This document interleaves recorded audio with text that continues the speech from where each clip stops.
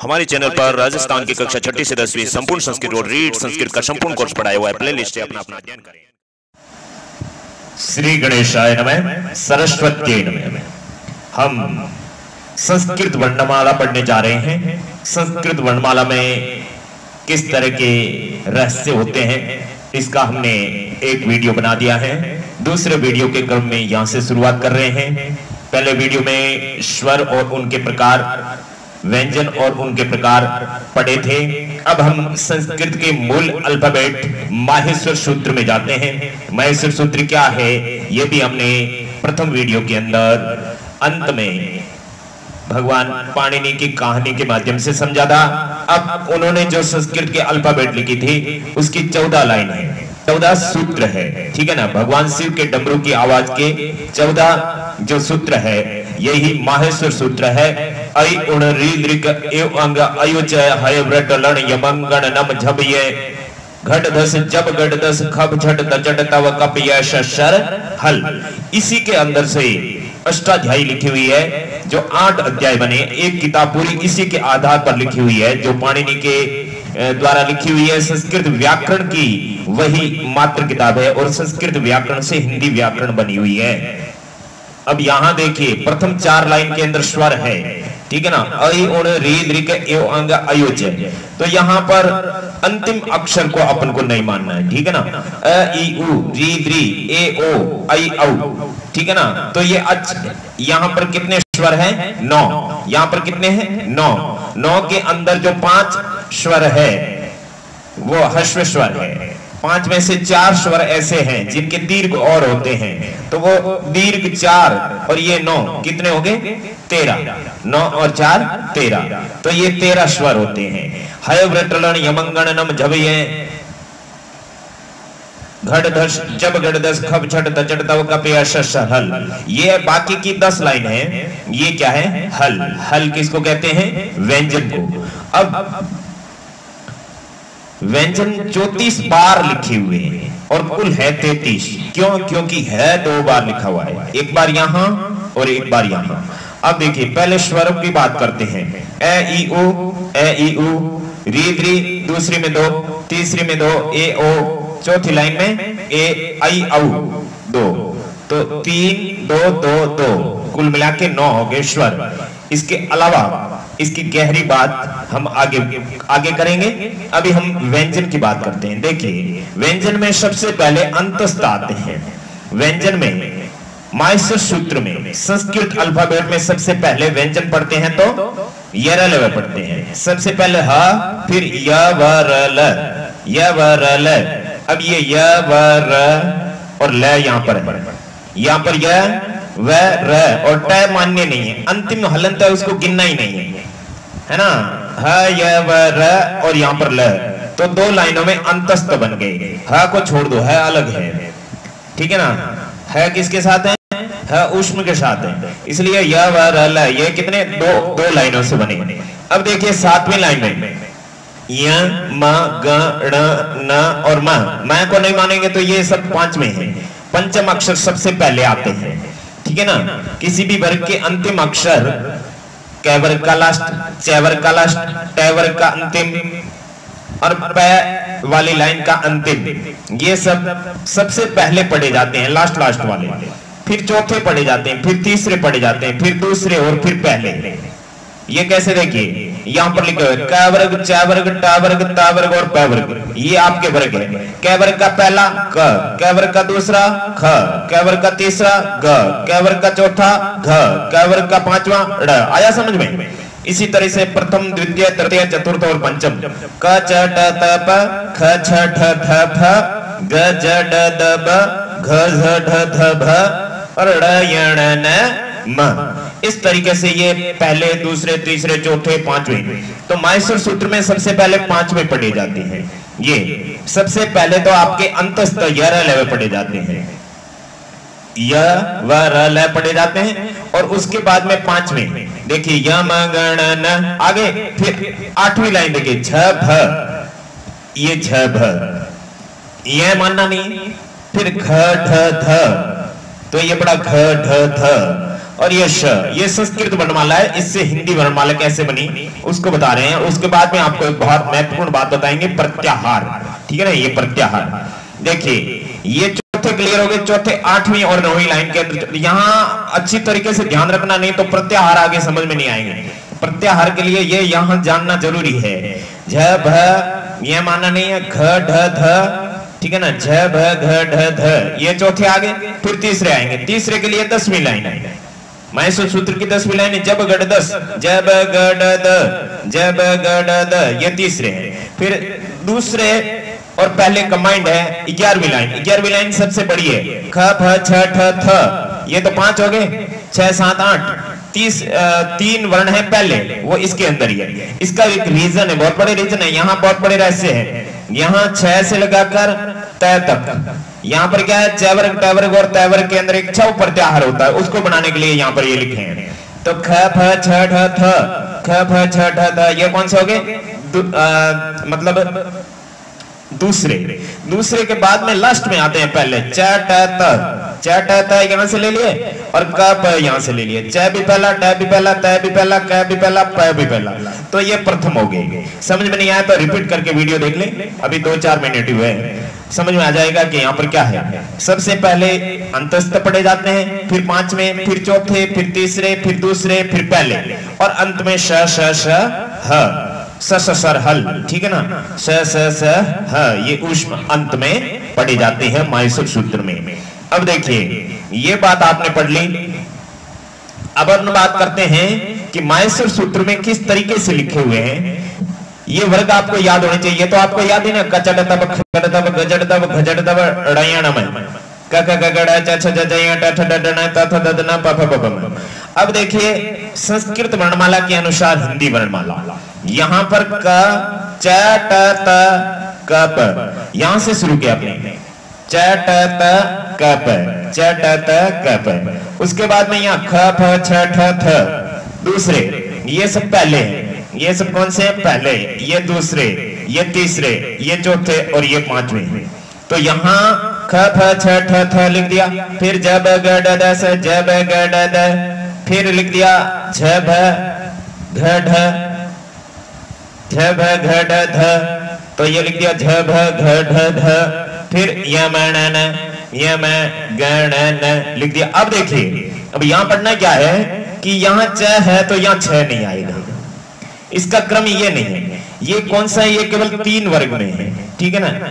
तीसरे चौथे 5वें में क्रम सही है, तीसरे चौथे 5वें में क्रम बिल्कुल सही है, लेकिन तीसरे चौथे 5वें में क्रम सही है और पहले दूसरे में क्रम गड़बड़ है। का ये च छ ज झ य, च छ ज झ य, फिर ट ठ ड ढ ण, ट का सही है, च का गड़बड़ है, च छ ज झ य, ट फिर ठ ड ढ ण, फिर त थ द ध न, फिर क ख ग घ ड़, तो क वर्ग और च वर्ग का गड़बड़ है, च वर्ग का च छ ज झ य, फिर क ख ग घ ड़, बाकी के तीनों का सही है, ट ठ ड ढ ण, त थ द ध न, प फ ब ब म, ठीक है ना। बाकी ये पहली लाइन तो सबकी गड़बड़, और दूसरी से लगाकर 5वीं तक यहाँ पर क और च की गड़बड़ है, ट त और प की दूसरे से लगाकर चौथे तक क्रम सही आते हैं यहाँ से। अब देखिए हिंदी के अनुसार, हिंदी के अनुसार क च ट त प पहले, ठीक है ना, ये पहले क च ट त प, ख छ ठ थ प, ऐसे ही याद करने पड़ेंगे, संधि पढ़ेंगे तो वहां पर ये काम आएंगे। ग ज ड द ब, ये तीसरे हैं, ओळख लो इनको, अच्छी तरह से जान लो कि ये तीसरे हैं, ये चौथे हैं, क्योंकि वहां तो आपको सटीक पता करना पड़ेगा। घ झ ड द ब, ये चौथे हैं, ड़ य ण न म, ये कौन से हैं, 5वें। आ गया समझ में, क च ट त प, ख छ ठ थ प, ग ज ड द ब, घ ज ड द ब और ड़ य ण न म, ये आपके हो गए 25 अक्षर। फिर आगे उच्चारण स्थान भी आएंगे तो वहां पर भी इस तरीके से आपको याद रखना पड़ेगा। संधि में, प्रयत्न में, है ना, अभ्यंतर प्रयत्न, बाह्य प्रयत्न, वहां पर भी ये बहुत देखिए। अब एक छोटी सी शॉर्ट की बात है, उसके बाद में प्रत्याहार शुरू करते हैं। उकालो अदृश्य दीर्घ प्लुत, उकालो अदृश्य दीर्घ प्लुत। तो यहां पर उकालो ये क्या है कि अच होते हैं ना स्वर, अच उकालो, उ का मतलब होता है मुर्गे की आवाज कुकू, तो उस तरीके से वो कु मतलब छोटी आवाज, कु मतलब दीर्घ आवाज, कु मतलब प्लुत आवाज।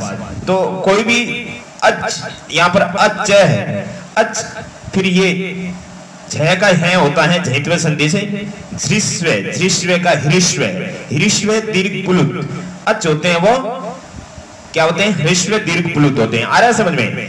तो ऊ की आवाज के कारण ये हर्ष दीर्घ प्लुत होते हैं। तो अच देखिए, अ ई उ और री का ही लिखा है, बाकी का हम आगे डिटेल से उदात्त अनुदात्त स्वरित पढ़ाएंगे, वहां पर पढ़ाएंगे इसके बाद के वीडियो में। तो देखिए अच हर्षव दीर्घ और प्लुत, अ हर्षव में अ, दीर्घ में आ, अ का दीर्घ आ और उसका प्लुत होता है वो अ को 3 बार ध्वनि में बोलते हैं। ई का छोटा ई, बड़ा ई और प्लुत ई, उ ऋष्व उ, दीर्घ उ और प्लुत उ, उ, ठीक है ना। री का ऋष्व री दीर्घ होता नहीं है लेकिन प्लुत होता है ना। कौन से ऋष्व, कौन से दीर्घ, कौन से प्लुत कितने होते हैं, कितने प्रकार के होते हैं, ये चीज हमने इसके पहले वीडियो में पढ़ी थी। ये देख लीजिए, इनको आप अगर बहुत सारे तरीकों से पढ़ना चाहते हैं तो हमारे पहले वीडियो को देख लीजिए, उसके बाद में ये, क्योंकि वर्णमाला में स्वर व्यंजन ही नहीं है, स्वर व्यंजन, स्वर व्यंजन के प्रकार, और उसके बाद में आता है उच्चारण स्थान भी वर्णमाला का प्रकार है, और उसके बाद में प्रयत्न, आभ्यंतर प्रयत्न, बाह्य प्रयत्न भी वर्णमाला का प्रकार है, और उसके बाद में आती है संधि, संधि भी वर्णमाला का प्रकार है। तो जब तक संधि पढ़ते हैं तब तक वर्णमाला पूरी नहीं होती है। अपन पढ़ने जा रहे हैं अपना चहेता और अकॉर्डिंग टू थंबनेल अपना टॉपिक माहेश्वर सूत्र और प्रत्याहार।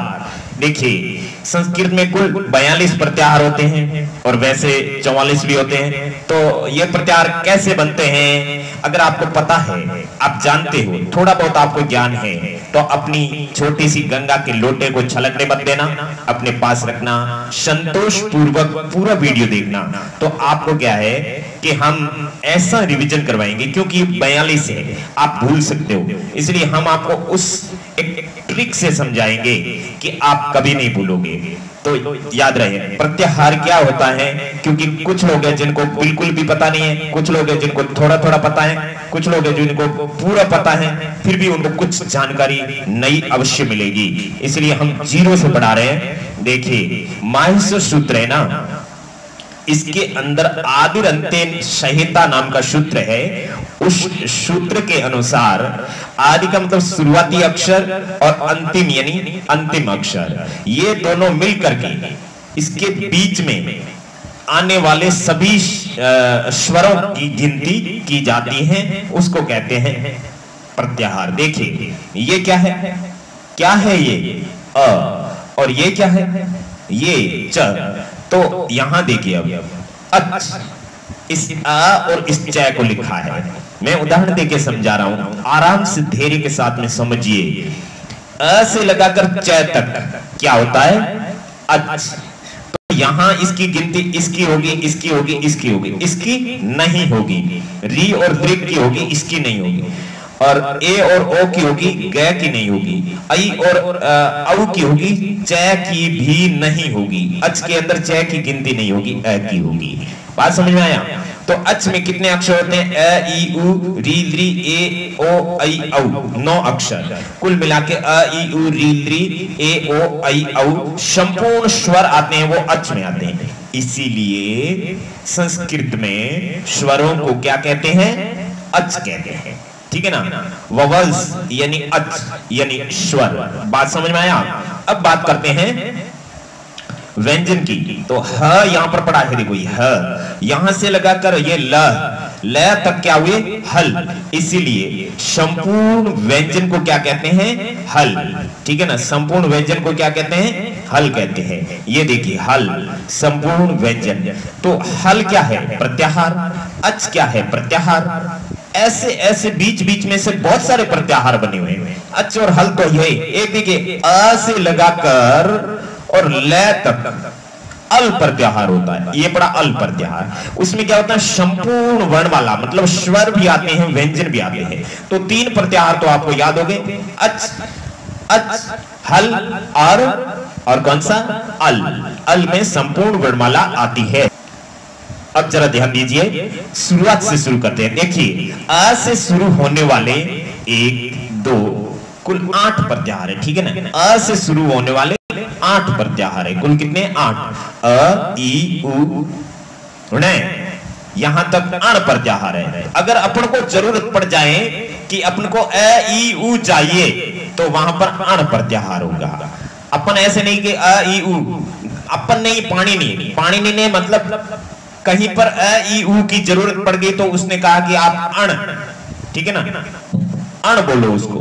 अब देखिए, अक प्रत्याहार, अ से लगाकर क तक, अ से लगाकर क तक, अ ई उ तो आ गया, अ ई उ कॉमन आ गया। फिर री और ली साथ में और आएगा, न मान्य नहीं है, न मान्य नहीं। ध्यान से समझना, समझा हुआ तो भी आराम से सुनो। देखो, अ ई उ न मान्य नहीं है, री और ली, तो ये कितने हो गए, अ ई उ री और ली। आ गया समझ में। अब आपको क्या करना है कि ये सारे माइंड में रखने हैं, ये सारी लाइन माइंड में रखनी। आई उण री दृक एओ अंग अयो च हय व्रत लण यमंगण नम झब य घट दस जब गट दस खप चट तचट तव कप य शस्त्र हल। हो सके तो भगवान के सामने बैठ करके ये भगवान शिव का मंत्र है ना, महामृत्युंजय मंत्र बोलो, चाहे ये बोलो। इसलिए जब भी पूजा करते हो तो ये बोला करो, तो ये याद भी हो जाएगा और वर्णमाला भी क्लियर हो जाएगी। जब तक संस्कृत का पल्ला आपके पास रहेगा तब तक ये चीज आपको कंपल्सरी याद रखनी होगी, ठीक है ना। तो आप हमेशा बोलो, याद हो जाएगा। ऐसे कोई आपको इसको रटने की जरूरत नहीं है, हमेशा पूजा में बोलो, आपको 15 दिन में याद हो जाएगा। किसी को तो 5 दिन में, किसी को 10 दिन में, और किसी को महीने भर में होगा, क्योंकि शिव की कृपा होती है, वैसा होता है। तो अब देखिए, मैं आपको पढ़ाता हूं। अण प्रत्याहार आपको समझ में आ गया। तो यहां जैसे जैसे अक आ गया, फिर अंग प्रत्याहार नहीं होता है। आप ये सोचोगे कि ऐसे लगाकर न तक प्रत्याहार हो गया, ऐसे लगाकर क तक प्रत्याहार हो गया, तो ऐसे लगाकर ग तक प्रत्याहार हो गया। ये को संस्कृत में ग पढ़ते हैं, ग, ठीक है ना। अंग प्रत्याहार नहीं होता है, ठीक है ना। फिर क्या होता है, अच प्रत्याहार, ठीक है ना। अच प्रत्याहार होता है, अच प्रत्याहार के अंदर पूरे स्वर आ गया, ये नहीं होता है। अब इसको मैं मिटा दूं, यहां पर ऐसे ऐसे कर दूं, लेकिन ये कई बार चाहिए। उसके बाद में आता अट प्रत्याहार। कौन सा आता है, अट प्रत्याहार, ट प्रत्याहार। अट प्रत्याहार में यहां से लगाकर यहां तक। उसके बाद में आता अण। अण प्रत्याहार 2 बार आता है, एक बार ये और एक बार ये, 2 बार आता है। आप कहोगे साहब वो वाला, अरे ऐसे नहीं होता, ठीक है ना। ऐसे अपन कहते हैं किसी के 2 नाम होते हैं, 2 नाम होते हैं, तो अपन जब किसी को बुलाते हैं ना तो दूसरे वाला सामने जरूर देखे, लेकिन जिसकी जरूरत है ना वही आएगा, जिसको अपन को बोलना है ना वही आएगा। उसी तरीके से जहां इसकी जरूरत पड़ती है तो ये यही प्रयुक्त होगा, और इसकी जरूरत होती है तो यही। शब्दरूप प्रकरण में अपने पढ़ा था, शब्दरूप प्रकरण के 4-5 वीडियो अपने, तो वहां अपने का रामाभ्याम 3 बार आता है। कंफ्यूज हो जाओगे, कैसे हो जाओगे, क्रिया से पता चल जाएगा वो आपके करण है या संप्रदान है या अपदान है, क्रिया से पता चल जाएगा, कर्ता से पता चल जाएगा। वहां कोई किसी तरह का भ्रम नहीं है, डाउट नहीं है, टेंशन नहीं, क्योंकि संस्कृत के व्याकरण वो थे, वो उन्होंने जिन्होंने ये बनाए थे तो वो पागल थोड़े थे कि वो इतने सारे सस्पेक्ट माइंड में रखने के अपने के। वो बहुत बड़ी समझदारी के साथ में अपने सरल बना के सामने रखे हैं। इसलिए अण प्रत्याहार के अंदर ये 3 आते हैं, और एक अण प्रत्याहार होते हैं, उसके अंदर ये सारे आते हैं। उसके बाद में अम प्रत्याहार, ऐसे लगाकर मैं तक, अण के बाद में अम, ठीक है ना। उसके बाद में अश प्रत्याहार में ये वाला स, ऐसे लगाकर श तक, ठीक है ना। फिर अल प्रत्याहार में पूरी आ जाती है। तो आपको क्या याद रखना, अ के साथ में ण क च ट, ण क च ट ण म श और ल, कुल 8 हो गए। ऐसे आपको प्रत्याहार माइंड में रखने हैं। आपके ये 8 प्रत्याहार क्लियर हो गए, मतलब आपने पहली सीढ़ी पार की है। तो देखिए, अण प्रत्याहार में आपको क्या लिखना, अ उ, अक में क्या आएगा, अ यु री ली। उसके बाद में उसके बाद में सीधा अच प्रत्याहार आ जाएगा। तीसरा आपके स्वर अ ई उ री री ए ऐ ओ औ। फिर अच प्रत्याहार में आप क्या लिखोगे मालूम?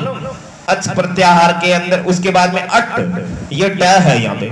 अट प्रत्याहार में आप क्या लिखोगे? अच प्लस ह य व र। ल नहीं लिखोगे, ल नहीं लिखोगे, जब तक ल नहीं आएगा अंतस्थ नहीं बनेगा। ह उसके बाद साथ में य व र, ल नहीं है, य व र है, ये आते हैं आपके अट प्रत्याहार में। उसके बाद में अण प्रत्याहार में आ जाते हैं अच प्लस ह प्लस अंतस्थ। अच मतलब पूरे स्वर, ये अण प्रत्याहार को ध्यान से देखो। अच मतलब पूरे स्वर और है का मतलब ये देखो यहाँ पर है बीच में फंसा हुआ है, इधर भी है 2 बार आता है। क्यों? क्योंकि कहीं कहीं पर यहाँ इनके साथ में जरूरत पड़ गई, कहीं कहीं उनके साथ में जरूरत पड़ गई, इसलिए पाणिनि को यहाँ पर भी लिखना पड़ा। पाणिनि क्या वो सिद्ध डबरू बजाए उसके अकॉर्डिंग लिखा उन्होंने। तो यहाँ पर ह भी आ गया। उसके बाद में य व र ल, य व र ल क्या है? अंतस्थ वर्णन है। ये अंतस्थ कई बार रिपीट होगा, इसलिए ये याद रखना। अंतस्थ में क्या आता है? य र ल व वाली लाइन आती है, 4 अक्षर होते हैं। तो य व र ल ये अंतस्थ हो गए, प्लस बीच में। अब देखिए अम प्रत्याहार में ऐसे लगाकर मैं तक है। तो यहाँ आपको मैंने पहले ही बता दिया था कि पहले 5वें आते हैं, फिर चौथे आते हैं, फिर तीसरे आते हैं, फिर दूसरे आते हैं, फिर पहले आते हैं, फिर शेषे आते हैं। बात तो कुछ है ही नहीं, खत्म, बात खत्म। तो अम प्रत्याहार में देखिए अच आ गए शुरुआत में, उसके बाद में ह आ गया, फिर अंतस्थ आ गए, ये अंतस्थ आ गए, उसके बाद में ये 5वें। तो यहाँ 5 लिख दिया हमने, ये 5 लिखा, इसका मतलब यहाँ 5 अक्षर है, लास्ट वाले 5 अक्षर है। अब देखिए अश शंकर वाला है, षटकोण वाला नहीं है ना। यहाँ पर तालव्य श है, मूर्धन्य श नहीं है। तो अश प्रत्याहार में क्या आएगा? एक तो अच आ गए सारे, अंतस्थ आ गए, बीच में है प्लस में आ गया। देखिए ये हाँ बीच में है प्लस में रहेगा। माइंड में देखो, याद हो जाएंगे, मैं पढ़ाते आप लोगों को, नहीं होता दोबारा कभी और देख लेना। देखिए अच, उसके बाद में है बीच में आ जाता है, फिर अंतस्थ आ जाते हैं, फिर पांचवें, फिर चौथे, फिर तीसरे। 5वें और चौथे इतना ऐसे नहीं है, प्रत्याहार बनता है वही बनता है। ऐसे अपना मर्जी से अश षटकोण वाला बना करके प्रत्याहार बना दे, ऐसे नहीं, जो बने वही बने। तो यहाँ पर 5वां, चौथा और तीसरा ये आते हैं अश प्रत्याहार। फिर अल प्रत्याहार में आपके पूरे स्वर और पूरे व्यंजन आते हैं। तो ये 8 हमने पढ़ लिए। अब 8 पढ़ लिए, तो ऐसे शुरुआत वाले। अब ऐसा नहीं है कि शुरुआत वाले ही शुरुआत होंगे, बीच में से शुरू हो सकते हैं। यहाँ ई से शुरू होने वाले देखिए, ई से शुरू होने वाले 3 प्रत्याहार है। कुल कितने प्रत्याहार है? 3। तो ई से शुरू होने वाला पहला है इक प्रत्याहार, बहुत ही इंपॉर्टेंट है। ई उ री री, ये 4 अक्षर होते हैं, ये इक प्रत्याहार।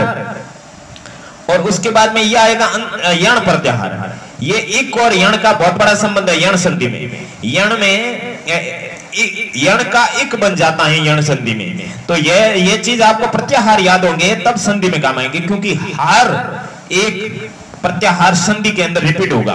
क्योंकि संधि अपन पढ़ते हैं एच वाय वाय है ना, एंग पदांता दति है ना, झलाम जसो अंते, झलाम जस जसी, इस तरीके से झल जस, ये सब क्या है?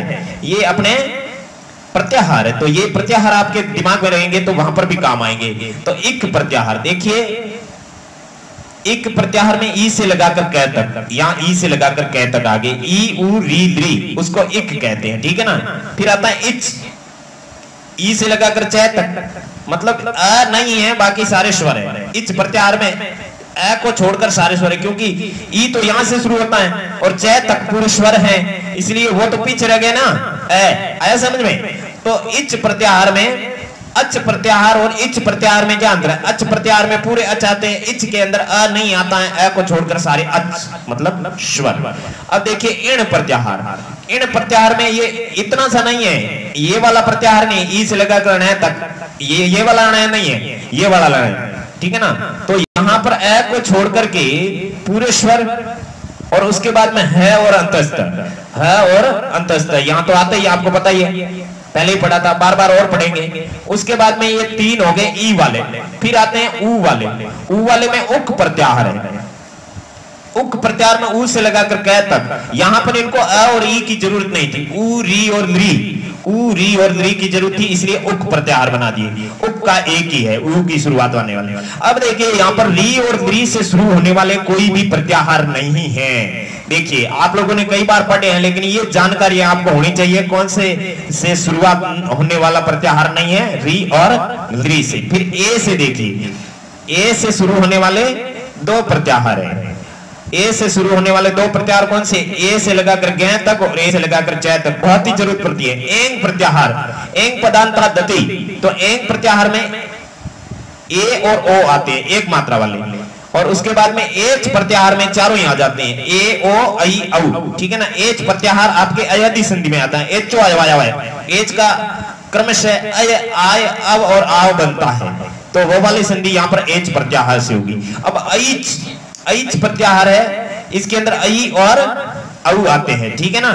वृद्धि आदेश, तो वहां पर क्या है? ऐच प्रत्याहार है, वहां पर ऐ और औ का वृद्धि आदेश होता है। उससे पहले आदेश के अंदर आ, ऐ और औ, ये तीन ऐसे हैं जिसका वृद्धि आदेश होता है। तो ऐच प्रत्याहार आपको समझ में आ गया। इस एंग और ऐच ये दो तो पर्सनल है, एक है एच, उसके अंदर चारों आ जाते हैं।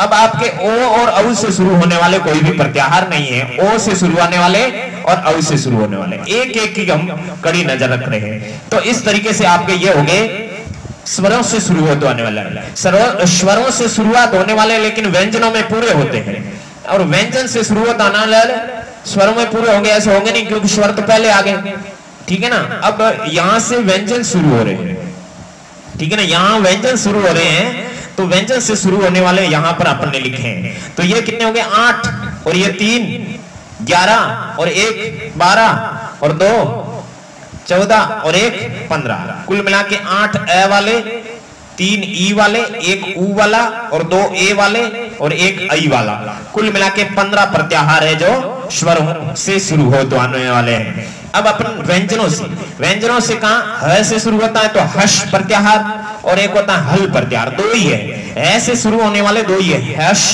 संकर वाला। तो इसमें कौन कौन से आते हैं? ह आता है एक, और अंतस्थ आते हैं, अंतस्थ के बाद में 5वें आते हैं, फिर चौथे आते हैं, फिर तीसरे आते हैं। आते कि नहीं आते? तो यहां पर देख लिया, ह अंतस्थ 5वां चौथा तीसरा, क्लियर बात? 5वां चौथा तीसरा, ऐसे नहीं तीसरा चौथा पांचवा, ऐसे नहीं होते हैं। संस्कृत में 5वां चौथा तीसरा ऐसे गिनती होती है। अब हल के अंदर है से लगाकर लय तक पूरे व्यंजन आते हैं, संपूर्ण व्यंजन। तो है से शुरुआत होने वाले याद हो गए आपको। अब अपन चलते हैं यह से शुरू होने वाले। यह से शुरू होने वाले शुरुआत होने वाले आपके 5 हैं, कुल कितने हैं? 5। यह से लगाकर ण तक, यह से लगाकर ण तक, यह व र ल, ठीक है ना, यह र ल व अंतस्थ, ठीक है ना। यण प्रत्याहार कौन से होते हैं? अंतस्थ। अंतस्थ कौन कौन से? य र ल व, य व र ल इसका सही क्रम है। अब बात करते हैं यम।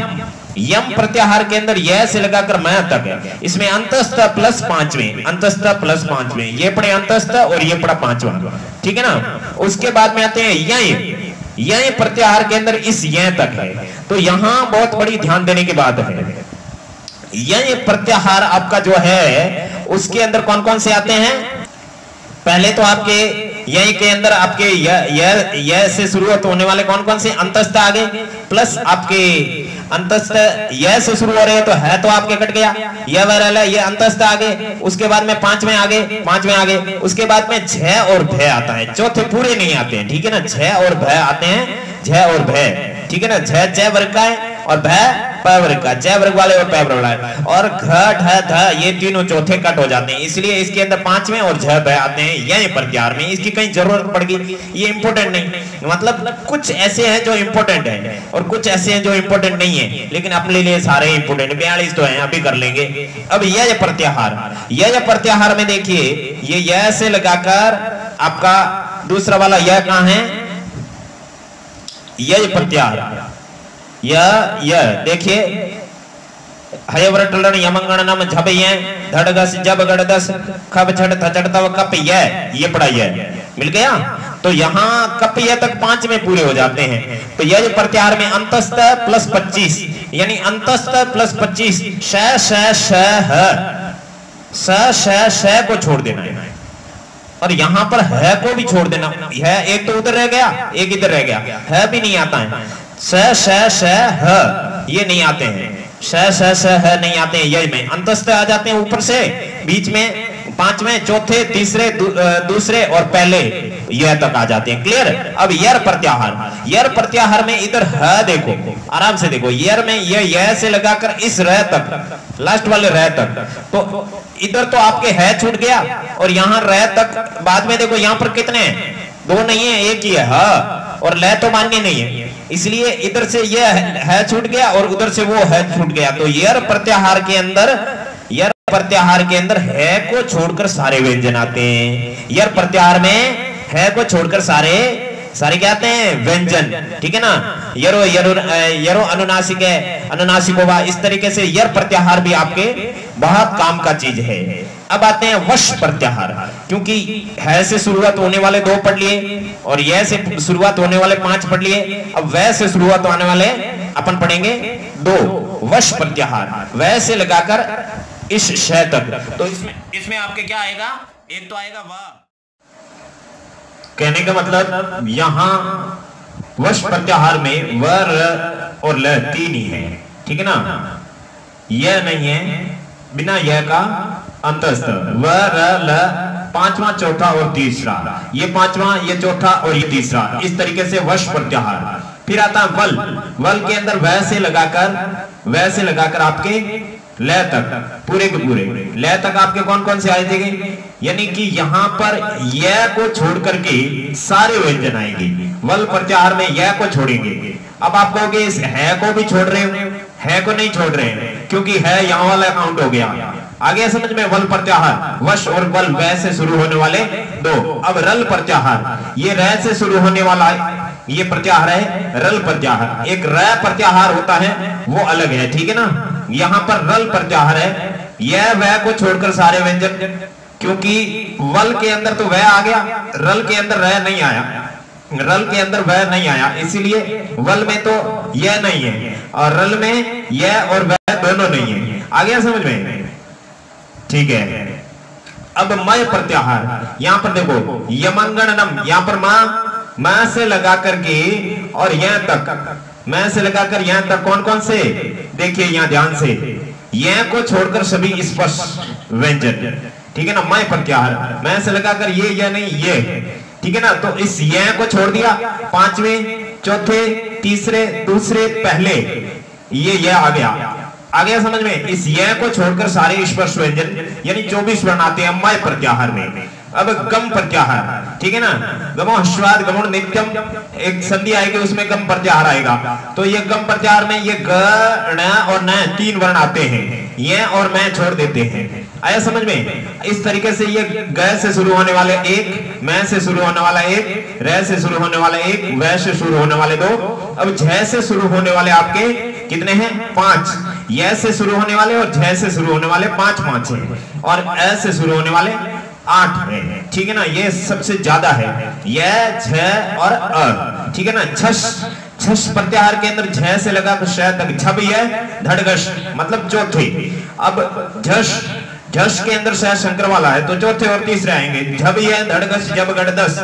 ठीक है ना। उसके बाद में छय, फिर झ से शुरू होकर यह तक है तो 5वें को छोड़ दिया, चौथा, तीसरा, दूसरा, पहला, चौथा, तीसरा, दूसरा, पहला। क्योंकि जो झ से शुरू होने वाले वर्ण है ना उसमें न तो स्वर आते हैं, न अंतस्थ आते हैं, न 5वें आते हैं, क्योंकि शुरू ही यहां से हो रहा है तो वापस ऊपर जाके काउंट नहीं कर सकता। आया समझ में। अब आता है झय प्रत्याहार। झय प्रत्याहार में बोल दिया ना चौथे, तीसरे, दूसरे, पहले। अब झर, झरो झरी सवर्णे। ठीक है ना। झर प्रत्याहार में क्या होता है, यहां से चौथे, तीसरे, दूसरे, पहले, ये तो काउंट हो गए। उसके बाद में झर के साथ में श आता है, ये र तक आता है साथ में नहीं आता है। ठीक है ना। ह साथ में नहीं आता। एक झर और एक झल, इसमें कितना अंतर है। झर में ये ऊष्म वर्ण का ह नहीं आता है, केवल श आता है। चौथा, तीसरा, दूसरा, पहला तो होता ही है। चौथा, तीसरे, दूसरे, पहले, उसके साथ में कौन से आते हैं, श। उसके बाद में झल में क्या आता है, श ह। ये झल प्रत्याहार आपका हो गया, समझ में आया। अब आता है भश।